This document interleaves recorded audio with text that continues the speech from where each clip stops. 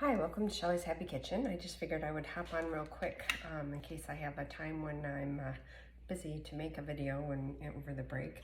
I just used my smooth edge can opener and opened up the condensed sweetened milk, and I used the little skinny scraper to get all the sweet goodness out of there, and then milk chocolate chips and a teaspoon of vanilla. And I have the old version of the microwave cooker, but the new one works. I used it before too.